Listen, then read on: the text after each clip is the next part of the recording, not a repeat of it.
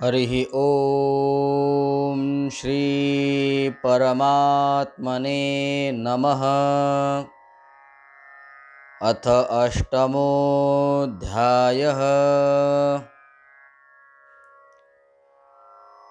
श्री भगवंतांनी 7व्या अध्यायाच्या शेवटी आपल्या समग्र रूपाचं वर्णन करत असताना ब्रह्म, अध्यात्म, कर्म, आदिभूत, आदिदैव आणि आदियज्ञ या 6 शब्दांचा प्रयोग केला आणि या समग्र रूपाला जाणणाऱ्या योग्यांना अंतकाळी आपली प्राप्ती सांगितली। हे ऐकून या 6 शब्दांना स्पष्ट रूपाने समजून घेण्यासाठी श्री अर्जुन 8व्या अध्यायाच्या आरंभीच श्लोकामध्ये एकंदर 7 प्रश्न करतात। अर्जुन उवाच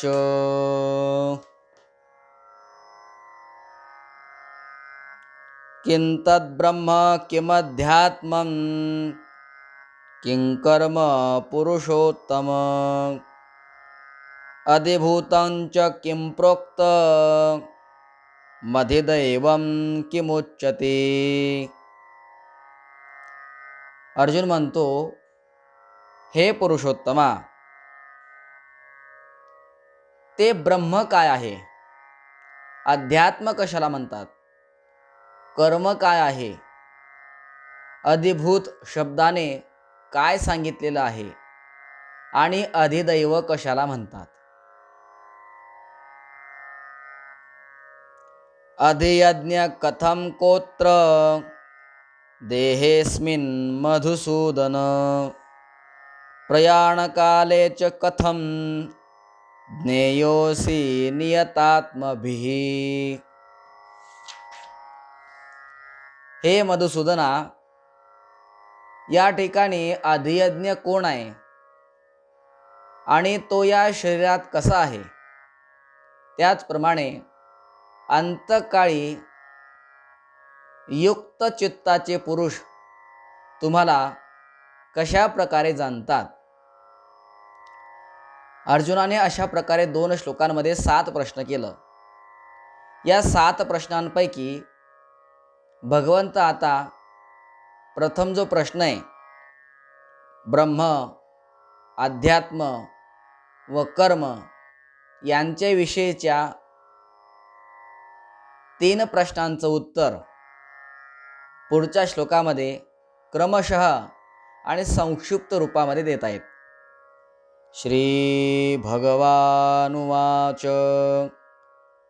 अक्षरं ब्रह्म परमं स्वभावोऽध्यात्ममुच्यते भूतभावोद्भवकरो विसर्ग कर्म संज्ञितः। भगवान म्हणाले, अर्जुना, परम अक्षर ब्रह्म आहे। आपले स्वरूप अर्थात जीवात्मा अध्यात्म नावाने सांगितला जातो। त्याचप्रमाणे भूतांचे भाव उत्पन्न करणारा जो त्याग आहे तो कर्म या नावाने संबोधला जातो।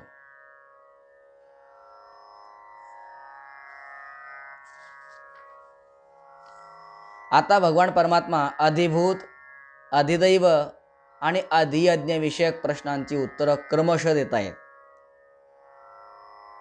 अधिभूतं क्षरो भाव पुरुषश्चाधिदैवतम्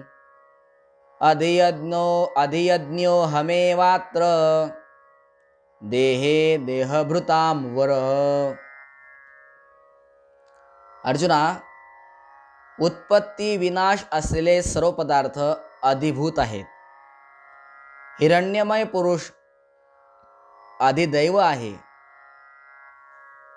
आणि हे देहधाऱ्यांमध्ये श्रेष्ठ असणारे अर्जुना, या शरीरात मी वासुदेवच अंतर्यामी रूपाने अधियज्ञ आहे। अशा प्रकारे अर्जुनाच्या 6 प्रश्नांची उत्तर देत असताना भगवंत अंतकालासंबंधी 7व्या प्रश्नाचं उत्तर सुरू करत आहेत. अंतकाले च मामेव स्मरन् मुक्त्वा कलेवरं यप्रयाति समद्भावं याति नास्त्यत्र संशयः. अर्जुना, जो पुरुष अंतकाळीही माझेच स्मरण करीत शरीराचा त्याग करून जातो तो साक्षात माझ्या स्वरूपाला प्राप्त होतो, यात मुळीच शंका नाही. या ठिकाणी असं सांगितलं की भगवंत त्या भगवंताचं स्मरण करत मरणाऱ्या त्या पुरुषाला भगवंत प्राप्त होतो. यावरून अशी जिज्ञासा वाटते की फक्त भगवंताच्या स्मरणाविषयीच हा विशेष नियम आहे की सर्वांच्या स्मरणासंबंधी. यावर भगवान परमात्मा स्पष्टीकरण देत आहेत. यम यम वापि स्मरन् भावं त्यजत्यन्ते कलेवरं तन्तमेवैति कौन्तेय सदा तद्भावभावितः. हे कुंती पुत्र अर्जुना, हा मनुष्य अंतकाळी ज्या ज्या भावाचं स्मरण करीत शरीराचा त्याग करतो त्याला त्याला तो जाऊन मिळतो, कारण तो नेहमी त्याच भावाचं चिंतन करीत असतो.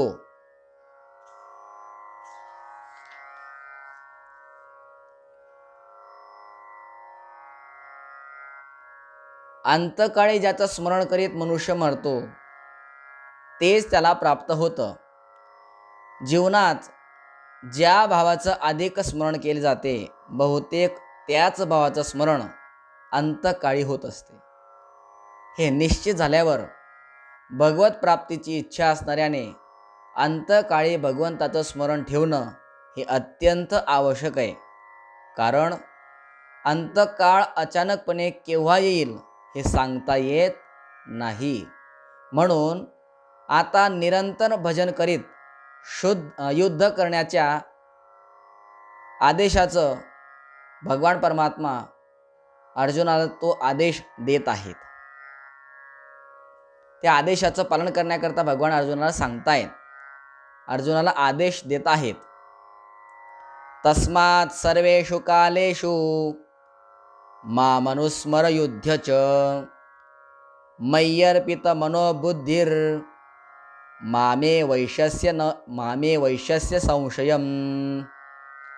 म्हणून हे अर्जुना, तू सर्व काळी निरंतर माझं स्मरण कर आणि युद्धही कर. अशा प्रकारे माझ्या ठिकाणी मन बुद्धी अर्पण केल्यामुळे तू निसंशय मलाच येऊन मिळशील. या ठिकाणी भगवान अर्जुनाला सांगतात, तस्मात् सर्वेषु कालेषु मामनुस्मर युध्यच. म्हणून तू सर्व कालामध्ये माझं स्मरण कर आणि युद्धही कर. स्मरणासंबंधी काही विशेष विचार या ठिकाणी भगवान परमात्मा सांगतायत. स्मरण 3 प्रकाराने होत असतं. बोधजन्य, संबंधजन्य आणि क्रियाजन्य. बोधजन्य स्मरणाचा कधी अभाव होत नाही. जोपर्यंत संबंधाचा त्याग होत नाही तोपर्यंत संबंधजन्य स्मरण कायम राहतं. आणि क्रियाजन्य जे स्मरण आहे ते निरंतर राहत नसतं. या 3 प्रकारच्या स्मरणाचा विस्तार आता थोडक्यात आपण करणार आहोत. बोधजन्य स्मरण. पहिलं स्मरण आहे बोधजन्य. आपलं जे अस्तित्व आहे त्याचं स्मरण करावं लागत नाही, परंतु शरीराशी जी एकता मानली आहे ती चूक आहे. बोध झाल्यावर ती चूक दुरुस्त होत असते. मग आपलं जे अस्तित्व आहे ते स्वतः सिद्ध राहतं. गीतेमध्ये भगवान म्हणतात, तू मी आणि हे राजे लोक पूर्वी नव्हते असंही नाही आणि भविष्यात राहणार नाही असं सुद्धा नाही. दुसऱ्या अध्यायाच्या 12व्या श्लोकामध्ये भगवान म्हणतात, अर्थात निश्चितच पूर्वी होते आणि निश्चितपणे पुढेही राहणार आहेत. जो पूर्वी सर्ग, महासर्ग आणि प्रलय, महाप्रलयामध्ये होता, तोच हा प्राणी समुदाय उत्पन्न होऊन पुन्हा पुन्हा नष्ट होत असतो. यामध्ये तोच हा प्राणी समुदाय तर परमात्म्याचा अंश आहे आणि उत्पन्न होऊन पुन्हा पुन्हा नष्ट होणार आहे शरीर आहे. जर नष्ट होणाऱ्या भागाचा विवेकपूर्ण संपूर्णपणे त्याग केला तर आपल्या अस्तित्वाचा स्पष्टपणे बोध होईल.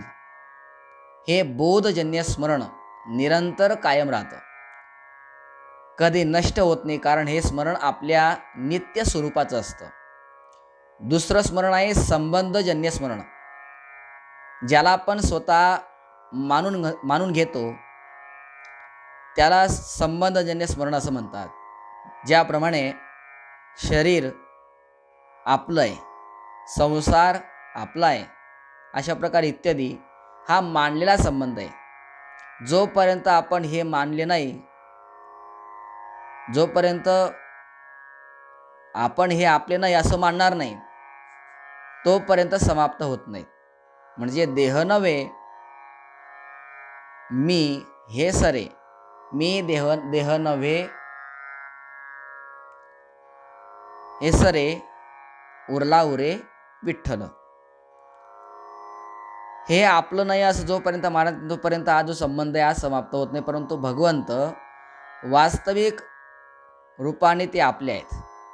आपण नाही मानले तरी आपले आहेत आणि भगवान परमात्म्याला मानलं तरी ते आपले आहेत.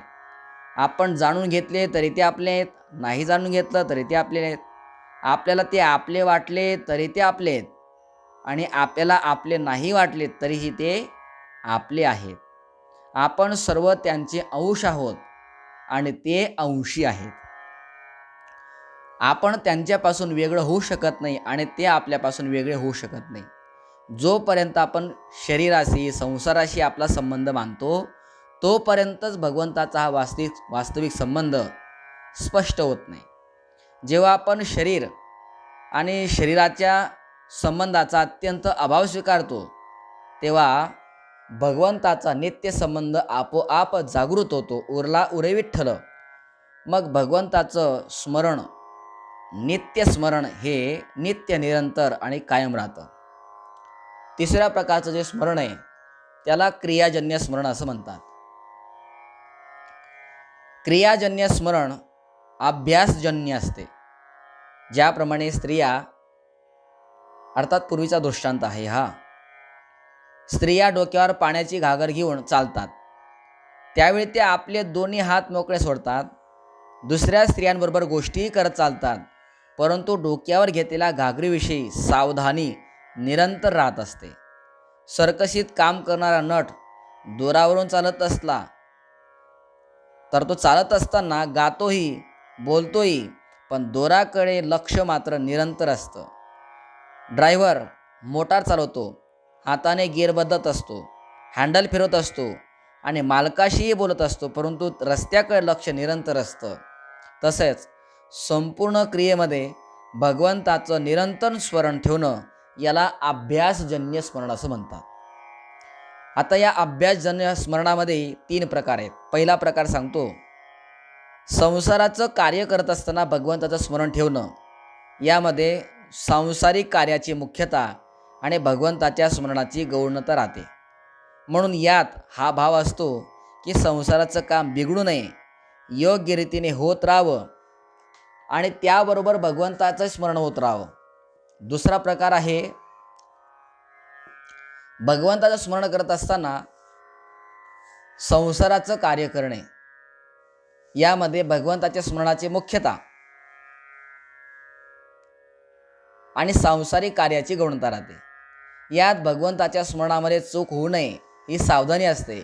संसाराच्या कामात चूक झाली तरी याची पर्वा नसते, कारण साधकात ही जागरूकता असते की संसाराचं काम व्यवस्थित झाले तरी शेवटी राहणारच नाही आणि बिघडलं तरी शेवटी त्याचा नाशच होणार आहे, म्हणून त्यात भगवत स्मरणाची चूक होत नाही.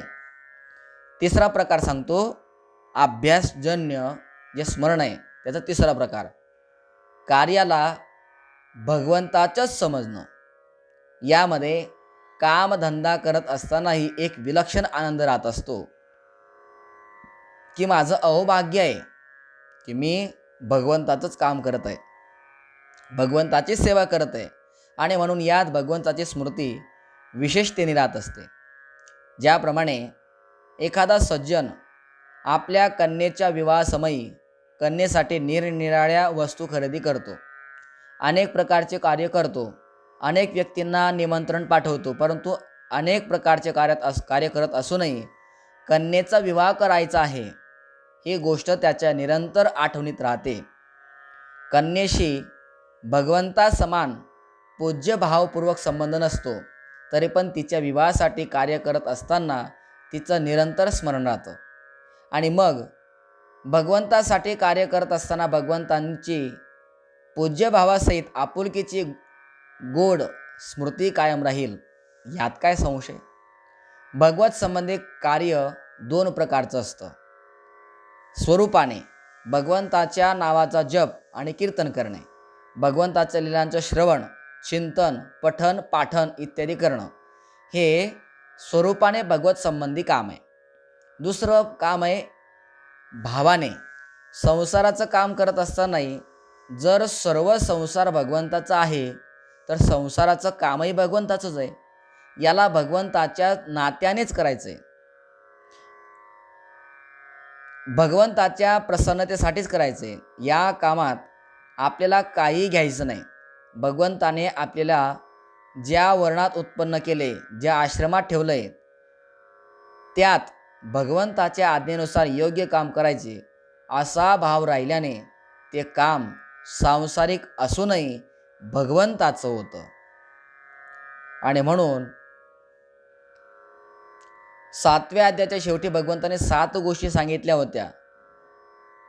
त्याच 7 विषयावर अर्जुनाने 8व्या अध्यायाच्या प्रारंभी प्रश्न केले आणि हे प्रकरणसुद्धा 7 श्लोकामध्ये या ठिकाणी समाप्त झालेलं आहे. 5व्या श्लोकात भगवंताचं चिंतन करीत करीत मरणाऱ्या मनुष्याच्या गतीचं वर्णन करून अर्जुनाच्या 7व्या प्रश्नाचे संक्षिप्त उत्तर दिले. आता त्याच प्रश्नाचं उत्तर विस्ताराने देण्यासाठी अभ्यास योगाने मनाला वश करून भगवंताच्या अधियज्ञ रूपाचं म्हणजेच सगुण निराकार अशा दिव्य अव्यक्त रूपाचं चिंतन करणाऱ्या योग्यांच्या अंतकालीन गतीचं पुढील 3 श्लोकामध्ये भगवान वर्णन करतात. अभ्यास योगयुक्तेन चेतसा नान्यगामिना परमं पुरुषं दिव्यं याति पार्थानुचिंतयन्. हे पार्था, असा नियम आहे की परमेश्वराच्या ध्यानाच्या अभ्यासरूपी योगाने युक्त दुसरीकडे न जाणाऱ्या चित्ताने निरंतर चिंतन करणारा मनुष्य परमप्रकाश स्वरूप दिव्य पुरुषाला म्हणजे परमेश्वरालाच जाऊन मिळत असतो. दिव्य पुरुषाची प्राप्ती झाल्यानंतर आता भगवंत त्याचं स्वरूप सांगतायत. कविं पुराण मनुषासितारं अणोरणीयं समनुस्मरेद्यः सर्वस्य धातारमचिन्त्य रूपं आदित्यवर्णं तमसः परस्तात्. हे अर्जुना, जो पुरुष सर्वज्ञ, अनादी, सर्वांचा नियामक, सूक्ष्माहूनही अतिसूक्ष्म, सर्वांचं धारण पोषण करणारा, अतर्क्य स्वरूप, सूर्याप्रमाणे नेहमी चेतन प्रकाशरूप आणि अवेद्येच्या अत्यंत पलीकडील अशा शुद्ध सच्चिदानंद घन परमेश्वराचं स्मरण करत असतो.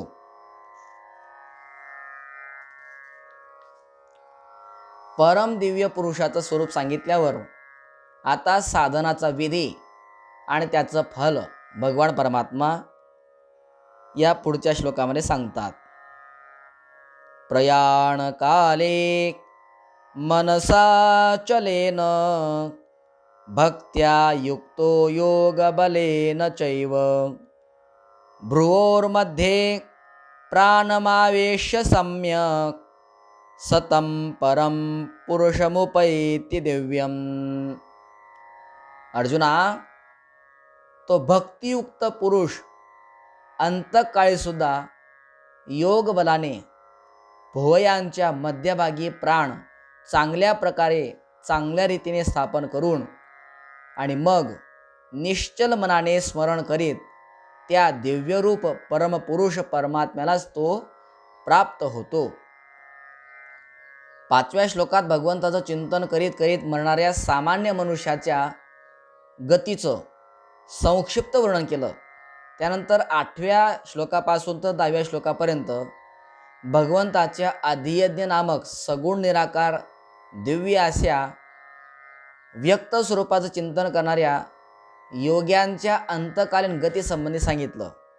आणि आता 11व्या श्लोकापासून तर 13व्या श्लोकापर्यंत परम अक्षर म्हणजे निर्गुण निराकार अशा परब्रह्माची उपासना करणाऱ्या योग्यांच्या अंतकालीन गतीचं वर्णन करण्यासाठी प्रथम त्या अक्षरब्रह्माची प्रशंसा करून त्याचं स्वरूप सांगण्याची प्रतिज्ञा भगवान करीत आहेत.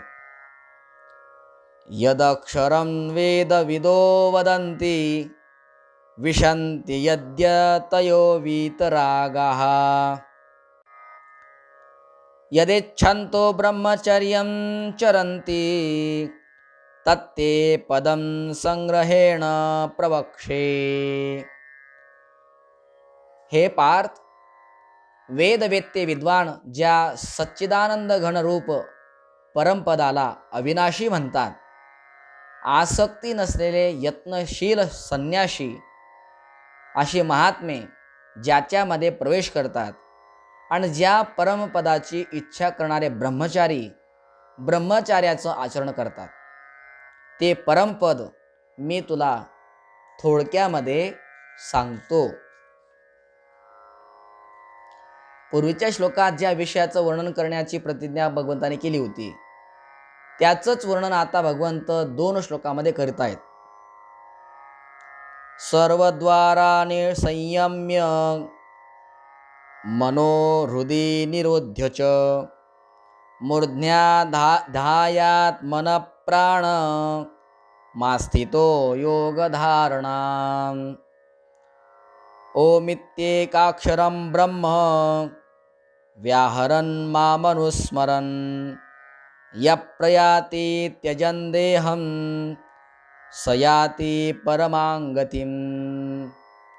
हे पार्थ, सर्व इंद्रियांचे द्वारे अडवून मनाला हृदयाच्या ठिकाणी स्थिर करून नंतर जिंकलेल्या मनाने प्राण मस्तकामध्ये स्थापन करून परमात्म संबंधी योगधारणेत स्थिर होऊन जो पुरुष ओम या एक अक्षररूप ब्रह्माचा उच्चार करीत आणि त्याचं अर्थस्वरूप निर्गुण ब्रह्म जो मी त्याचं चिंतन करीत देह टाकून जातो, तो परमगतीला प्राप्त होतो. अशा प्रकारे निराकार परमेश्वराच्या आणि निर्गुण निराकार सगुण आणि सगुण निराकार असलेल्या निर्गुण निराकार ब्रह्माचं उपासक असलेल्या योग्यांच्या अंतकालीन गतीचं प्रकार आणि फळ सांगितलं. परंतु ज्यांनी पूर्वीपासून योगाचा अभ्यास करून मनाला स्वाधीन केलेलं आहे असे पुरुषच अंतकाळी अशा प्रकारचं साधन करू शकतात. सामान्य मनुष्याकडून अंतकाळी अशा प्रकारे सगुण निराकाराचं निर्गुण निराकाराचं साधन केले जाणं फार कठीण आहे. आणि म्हणून सुगमपणे परमेश्वराच्या प्राप्तीचा उपाय काय आहे हे जाणण्यासाठी भगवंत आपले नित्य निरंतर स्मरण हाच आपल्या प्राप्तीचा सुगम उपाय आहे असं भगवान सांगतायत. अनन्यचेता सततं यो मां स्मरति नित्यशः तस्याहं सुलभ पार्थ नित्ययुक्तस्य योगिनः. हे अर्जुना, जो पुरुष माझ्या ठिकाणी अनन्य चित्त होऊन नेहमी मज पुरुषोत्तमाचं स्मरण करतो, त्या नित्य माझ्याशी युक्त असलेल्या योग्याला मी सहज प्राप्त होणारा असतो. भगवंताचं नित्य निरंतर चिंतन झाल्यामुळे भगवत प्राप्ती सुलभ होते असं भगवंताने प्रतिपादन केलं. अशा पुरुषांचा पुनर्जन्म होत नसल्याचं सांगून भगवंत असं दाखवत आहेत की भगवंताची प्राप्ती झालेल्या महापुरुषांना भगवंतांचा पुन्हा कधीही वियोग होत नाही. मामुपेत्य पुनर्जन्म दुःखालयम शाश्वतम नाप्नुवन्ति महात्मानस संसिद्धिं परमांगतः. हे पार्थ, परमसिद्धी मिळविलेले महात्मे, एकदा मला प्राप्त झाल्यानंतर दुःखांचं आगर असलेला क्षणभंगूर पुनर्जन्माला मात्र ते कधीही जात नाहीत. भगवत प्राप्ती झालेल्या महात्म्यांना पुरुषांचा पुनर्जन्म होत नाही. या विधानातून असं प्रगट होतं की दुसऱ्या जीवांना पुनर्जन्म मिळतो. म्हणून हे जाणण्याची इच्छा वाटते की कोणत्या लोकांपर्यंत पोचल्या जीवांना परत म्हणजे पुनर्जन्माला यावं लागतं. यावर भगवान परमात्मा म्हणतायत, आब्रह्मभुवना लोका पुनरावर्तिनोऽर्जुन मामुपेत्य तु कौन्तेय पुनर्जन्म न विद्यते. हे अर्जुना, ब्रह्मलोकापर्यंत सर्व लोक पुनरावर्ती आहेत, म्हणजे त्यांना पुन्हा जन्म मरणारूपी संसारामध्ये यावं लागतं. परंतु हे कुंती पुत्रा, मला प्राप्त झाल्यावर पुनर्जन्म होत नाही, कारण मी कालातीत आहे आणि हे सर्व ब्रह्मादिकांचे लोक कालाने मर्यादित असल्याने अनित्य आहेत. ब्रह्मलोकापासून सर्व लोक हे पुनरावर्ती आहेत असं सांगितलं, परंतु ते पुनरावर्ती कसे आहेत यावर ब्रह्मदेवाच्या रात्र व दिवसाच्या अवधीचं वर्णन करून सर्व लोकांची अनित्यता सिद्ध करीत आहेत. रात्रिं युग सहस्रांतां तेहो रात्रविदो जनाः अव्यक्ताद् व्यक्तयः सर्वा प्रभवन्त्य हरागमे. भगवान म्हणतात, हे पार्थ, ब्रह्मदेवाचा एक दिवस 1000 चतुर्युगांचा असून रात्र ही 1000 चतुर्युगांची असते. जे योगी लोक हे तत्वतः जाणतात ते काळाचे स्वरूप जाणणारे होत असतात. या ठिकाणी थोडंसं स्पष्टीकरण करूया. इथे भगवंतांनी युग हा शब्द वापरला आहे. युग हा शब्द दिव्य युगांचा वाचक आहे. कृतयुग, त्रेतायुग, द्वापरयुग आणि कलियुग या 4 युगांचा एकत्र केल्यावर ते दिव्य युग होतं. हे देवांचं युग आहे आणि म्हणून याला दिव्य युग असं म्हणतात. या देवांच्या कालाचं परिमाण आपल्या कालाच्या परिमाणापेक्षा 360 पट अधिक मानलं जातं. म्हणजे आपले 1 वर्ष म्हणजे देवांच्या 24 तासाचा 1 रात्र व दिवस, आपली 30 वर्षे म्हणजे देवांचा 1 महिना, आपली 360 वर्षे म्हणजे देवांचं 1 दिव्य वर्ष होय. अशा प्रकारे 12,000 दिव्य वर्षांचं एक दिव्य युग होतं. याला महायुग आणि चतुर्युग असंही म्हणतात. या संख्येची बेरीज केल्यावर हे युग म्हणजे आपली 43,20,000 वर्ष होतात. दिव्य वर्षांच्या हिशोबाने 1200 दिव्य वर्षाचे आपले कलियुग, 2400 वर्षाचे द्वापर, 3600 वर्षाचे त्रेता आणि 4800 वर्षाचे कृतयुग असते. एकूण 12,000 वर्ष होतात. हे एक दिव्य युग आहे. अशा 1000 दिव्य युगांनी ब्रह्मदेवाचा एक दिवस होतो आणि तेवढ्याच युगांनी एक रात्र होते. हेच आता दुसऱ्या रीतीने समजून घेऊ. आपल्या युगांच्या कालाचं परिमाण, संख्या, वर्ष मी आपल्याला सांगतो. कलियुग 4,32,000 वर्ष एवढं त्याचं परिमाण आहे. याचं दुप्पट जर केलं तर द्वापर युगाची संख्या म्हणजेच कलियुगाची दुप्पट केल्यानंतर 8,64,000 वर्ष द्वापार युगाची वर्ष संख्या आहे. कलियुगाचं तिप्पट केलं म्हणजे 12,96,000 वर्ष त्रेतायुगाची वर्ष संख्या आहे. आणि कलियुगाला चौपट जर केलं म्हणजे 17,28,000 वर्ष म्हणजे कृतयुगाची वर्ष संख्या आहे. तर या चारही युगांची वर्ष संख्यांची बेरीज जर केली तर 43,20,000 वर्ष संख्या येते. असं हे एक दिव्य युग होतं.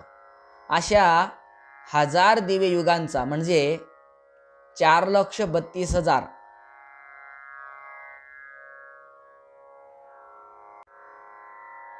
कलियुगाचं वर्ष, त्याला दुप्पट केलं की द्वापर, त्याला तिप्पट केलं की त्रेता आणि त्याला चौपट केलं की कृतयुग, या चौघांची मिळून 43,20,000 वर्ष असे दिव्य युगांची 1000 युगांची संख्या म्हणजे 4,32,00,00,000 संख्या होते. एवढ्या वर्षांचा ब्रह्मदेवाचा एक दिवस असतो. म्हणजे कलियुग, द्वापरयुग, त्रेतायुग आणि कृतयुग हे 4 युग ज्या वेळेला 1000 वेळेला जातात तेव्हा ब्रह्मदेवाचा एक दिवस आणि तेवढीच त्यांची मोठी रात्र सुद्धा असते. ब्रह्मदेवाच्या दिवस रात्रीचे परिमाण सांगितले. आता त्या ब्रह्मदेवाच्या दिवस व रात्रीची प्रारंभी वारंवार होणाऱ्या सर्व भूतांची उत्पत्ती व प्रलय यांचं वर्णन करत भगवंत आता हे सर्व अनित्य असल्याचं सांगतायत. अव्यक्ताद् व्यक्तय सर्वा प्रभवन्त्यहरागमे रात्र्यागमे प्रलीयन्ते तत्रैवाव्यक्त संज्ञके.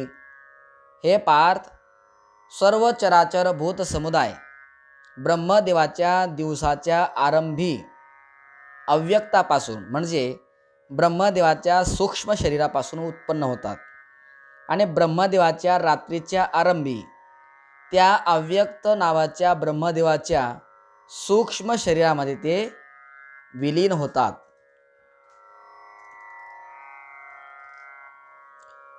ब्रह्मदेवाच्या रात्रीच्या प्रारंभी सर्व भूते अव्यक्तामध्ये लीन होतात, परंतु जोपर्यंत ती भूते परम पुरुष परमात्म्याला प्राप्त करून घेत नाहीत तोपर्यंत त्यांचा पुनर्जन्मापासून पिच्छा सुटत नाही. ते आवागमनाच्या फेऱ्यामध्ये फिरतच राहतात आणि ते दर्शनासाठी भगवंत म्हणतात, भूतग्रामस एवायं भूत्वा भूत्वा प्रलीयते रात्र्यागमे वश पार्थ प्रभवत्यहरागमे. हे पार्था, तोच हा भूत समुदाय पुन्हा पुन्हा उत्पन्न होऊन प्रकृतीच्या अधीन असल्यामुळे रात्रीच्या आरंभी विलीन होतो आणि दिवसाच्या आरंभी पुन्हा उत्पन्न होतो. ब्रह्मदेवाच्या रात्रीच्या प्रारंभी ज्या अव्यक्तामध्ये सर्व भूते लीन होतात आणि दिवसाचा आरंभ होताच त्याच्यापासून ती उत्पन्न होतात, तेच अव्यक्त सर्वश्रेष्ठ आहे काय, किंवा त्यापेक्षा निराळं असं दुसरं काही आहे का? यावर भगवान परमात्मा म्हणतात, परस्तस्मात् तु भावोऽन्यो व्यक्तो व्यक्तात् सनातनः यस्य सर्वेषु भूतेषु नश्यत्सु न विनश्यति. त्या अव्यक्ताहून फार पलीकडचा दुसरा अर्थात विलक्षण जो सनातन अव्यक्त भाव आहे, तो परमदिव्य पुरुष सर्व भूत नाहीशी झाली तरीही नाहीसा होत नाही. 8व्या आणि 10व्या श्लोकामध्ये अधियज्ञाच्या उपासनेचं फल हे परमदिव्य पुरुषाची प्राप्ती, तसेच 13व्या श्लोकामध्ये परम अक्षर निर्गुण ब्रह्माच्या उपासनेचं फल परमगती, आणि परमगती म्हणजे परमात्म्याची प्राप्ती. तसेच 14व्या श्लोकामध्ये सगुण साकार भगवान श्रीकृष्णाच्या उपासनेचं फल हे भगवंताची प्राप्ती असं सांगितलं. त्यामुळे तिन्हीमध्ये कोणत्या तरी प्रकारचा भेद आहे असा भ्रम होऊ नये या उद्देशाने आता सर्वांच्या एकतेचं प्रतिपादन करीत भगवंताच्या प्राप्तीनंतर पुनर्जन्माचा अभाव होतो असं भगवंत परमात्मा दाखवत आहेत. अव्यक्तोक्षर इत्युक्तस् तमाहु परमांगतिं यं प्राप्य न निवर्तन्ते तद्धाम परमं मम. याला अव्यक्त अक्षर असे म्हणतात, त्यालाच श्रेष्ठ गती म्हणतात. ज्या सनातन अव्यक्त भावाला प्राप्त झाल्यावर मनुष्य परत येत नाही, ते माझे सर्वश्रेष्ठ स्थान होय. अशा प्रकारे सनातन अव्यक्त पुरुषाबरोबर परमगती आणि परमधामाची एकता दाखवून आता त्या सनातन अव्यक्त परमपुरुषाच्या प्राप्तीचा उपाय भगवान परमात्मा सांगतात. पुरुषस्स परपार्थ भक्त्या लभ्यस्त्वनन्यया यस्यांतस्थानि भूतानि येन सर्वमिदं ततं. हे पार्था, ज्या परमात्म्याच्या ठिकाणी सर्व भूत आहेत आणि ज्या सच्चिदानंद घन परमात्म्याने हे सर्व जग व्यापलंय, तो सनातन अव्यक्त परमपुरुष अनन्य भक्तीनेच प्राप्त होणारा आहे. कोणी म्हणेल अनन्य भक्ती कशाला म्हणतात तो, आणि तिने पुरुष प्राप्त होतो म्हणजे काय होतं? तर बघा, सर्वाधार, सर्वांतर्यामी, सर्व शक्तिमान अशा परमेश्वराला सर्व काही समर्पण करून त्याच्या विधानाप्रमाणेच नेहमी परमसंतुष्ट राहणं आणि सर्व प्रकारे अनन्यप्रमाणे नित्य निरंतर त्याचं स्मरण करणं म्हणजे अनन्य भक्ती आहे.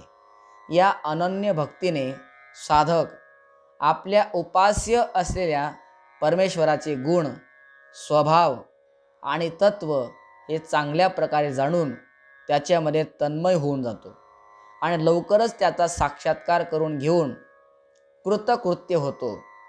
हे म्हणजे साधकाने त्या परमेश्वराला प्राप्त करून घेणे होय.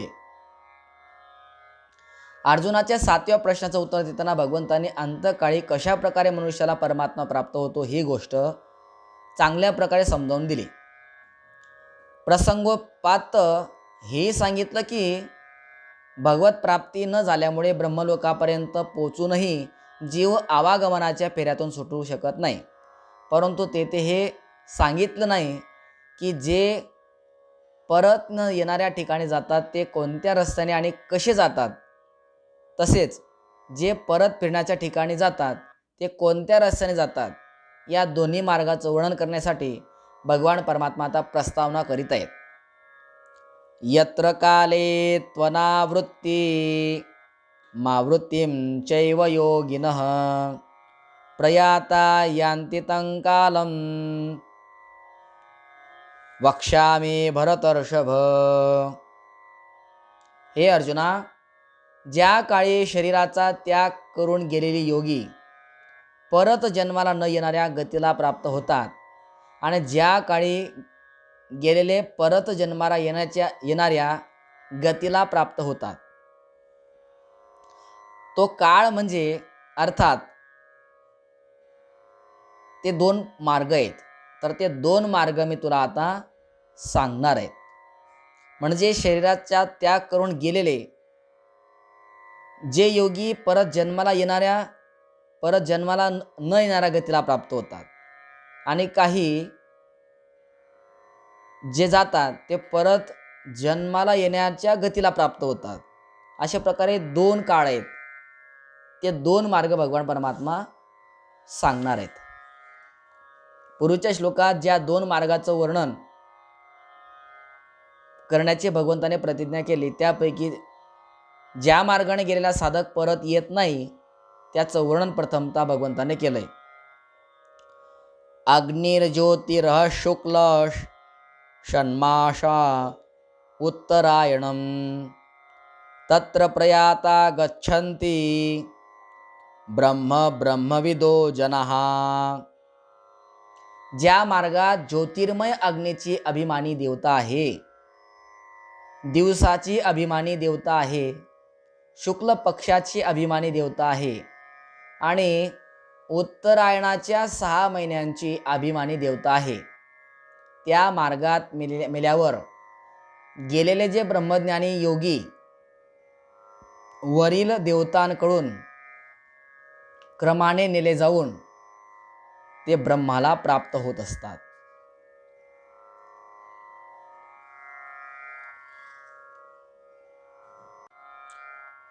अशा प्रकारे परत न येणाऱ्या लोकांच्या मार्गाचं वर्णन करून आता ज्या मार्गाने गेलेले साधक परत येतात त्यांचं वर्णन करतात. धूमो रात्री सता कृष्ण षण्मासा दक्षिणायनम तत्र चांद्रमसं ज्योतिर् योगी प्राप्य निवर्तते. ज्या मार्गात धुराची अभिमानी देवता आहे, तसेच रात्रीची अभिमानी देवता आहे, कृष्ण पक्षाची अभिमानी देवता आहे आणि दक्षिणायनाच्या 6 महिन्याची अभिमानी देवता आहे, त्या मार्गात मेल्यावर गेलेला जो सकाम कर्म करणारा योगी वरील देवतांकडून नेला जातो. पुढे तो चंद्र तेजाला प्राप्त होऊन स्वर्गात आपल्या शुभकर्माचे फळ भोगून पुन्हा तो परत येत असतो. अशा प्रकारे उत्तरायण आणि दक्षिणायन या दोन्ही मार्गाचं वर्णन करून आता ते दोन्ही सनातन मार्ग असल्याचं सांगून या विषयाचा उपसंहार भगवंत करीत आहेत. शुक्ल कृष्णे गती हेते जगत शाश्वते मते एकया यात्यनावृत्ती मन्यया वर्तते पुनः. अर्जुना, कारण या जगाचे 2 प्रकारचे शुक्ल आणि कृष्ण अर्थात देवयान आणि पितृयान मार्ग सनातन मानले गेलेले आहेत. यातील ज्या मार्गाने गेले असता परत यावे लागत नाही अशा मार्गाने गेलेला त्या परमगतीला प्राप्त होतो आणि दुसऱ्या मार्गाने गेलेला पुन्हा परत येतो, म्हणजे जन्म मृत्यूला तो प्राप्त होत असतो. आता हे दोन्ही मार्ग जाणाऱ्या योग्यांची प्रशंसा करून भगवंत अर्जुनाला योगी बनण्यासाठी सांगत आहेत. नैते श्रुती पार्थ जानन योगी मुह्यति कश्चन तस्मात् सर्वेषु कालेषु योगयुक्तो भवार्जुन. हे पार्था, अशा रीतीने या 2 मार्गांना तत्वतः जाणल्यावर कोणीही योगी मोह पावत नाही. म्हणून हे अर्जुना, तू सर्व काळी समबुद्धिरूप योगाने युक्त हो, अर्थात नेहमी माझ्या प्राप्तीसाठी साधन करणारा हो. भगवंताने अर्जुनाला योगयुक्त होण्यास सांगितलं. आता योगयुक्त पुरुषाचा महिमा आणि या अध्यायात वर्णन केलेले रहस्य समजून घेऊन त्याप्रमाणे साधन करण्याचं फल सांगत या अध्यायाचा भगवान परमात्मा उपसंहार करीत आहेत. वेदेषु यज्ञेषु तपस्सु चैव दानेषु यत्पुण्यफलं प्रदिष्टम् अत्येति तत्सर्वमिदं विदित्वा योगी परम स्थानमुपैति चाद्यम्. हे पार्थ, योगी पुरुष या रहस्याला तत्वतः जाणून वेदांचं पठन, यज्ञ, तप, दान इत्यादी करण्याचं जे पुण्यफल सांगितलंय त्या सर्वाला निसंशय ओलांडून जातो आणि सनातन परमपदाला तो पोहोचतो.